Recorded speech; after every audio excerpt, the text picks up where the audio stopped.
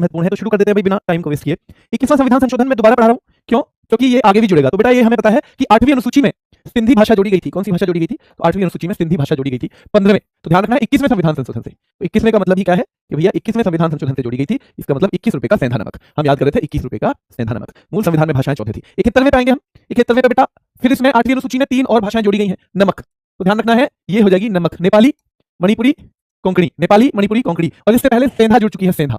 ठीक है, तो सिंधी जुड़ चुका है बेटा तक, सेंधा नमक। तो 21वें से सेंधा यानी सिंधी, फिर नमक, नेपाली, मणिपुरी, कोंकणी 71वें से, नेपाली, मणिपुरी, कोंकणी 71वें से, नेपाली, मणिपुरी, कोंकणी 71वें संविधान संशोधन से बेटा जोड़ी गई, जो 1992 में आया। ठीक है, सेंधा नमक हो जाएगा। 74वां, तो ध्यान रखना है, तो 74 से पहले 73वां बेटा 9वीं अनुसूची जोड़ी गई थी, किससे? पहले से।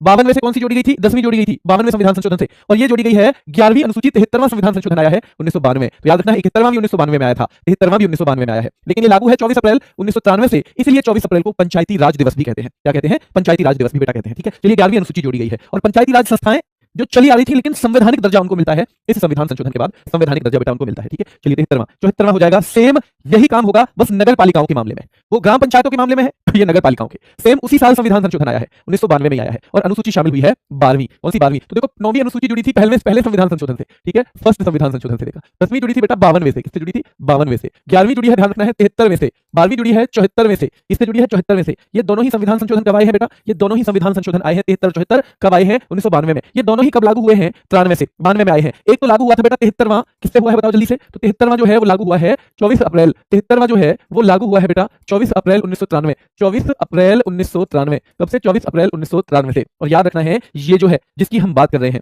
ये वाला जो है बेटा 74वां, ये 1 जून 1993 को, 1 जून 1993। ठीक है, 9वीं अनुसूची पहले संविधान संशोधन से, पहले से बेटा। 10वीं जुड़ी है, याद रखना है 52वें से। पहला कब आया था? क्या 1951 में आया था? पहला 1951 में। क्या 52वां 1985 में आया? क्या बेटा ये जो 11वां ये 73वां जो है ये 1992 में आया, और 74वां भी 1992। हालांकि लागू ये दोनों 1993 में हुए हैं, लागू दोनों ही 1993 में हुए हैं। ठीक है, 84वां संविधान संशोधन, तो ध्यान रखना है बेटा लोकसभा राज्य विधानसभा की सीटों का फिर से निर्धारण जो होगा 2026 तक नहीं होगा, अब क्योंकि 26 ही चल रहा है इसलिए महत्वपूर्ण रहेगा। तो 84वां 2001 में, 84वें से ज्यादा महत्वपूर्ण 86वां है, अनुच्छेद 21 ए जोड़ा, ए कैपिटल वाला।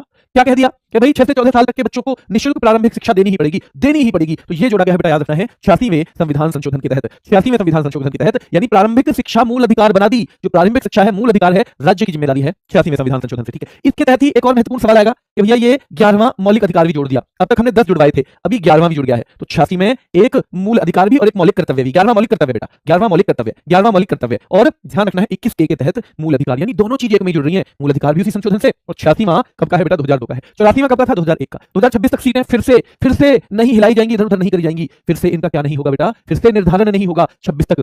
ये 84वां संविधान संशोधन अधिनियम 2001। 86वां संविधान संशोधन अधिनियम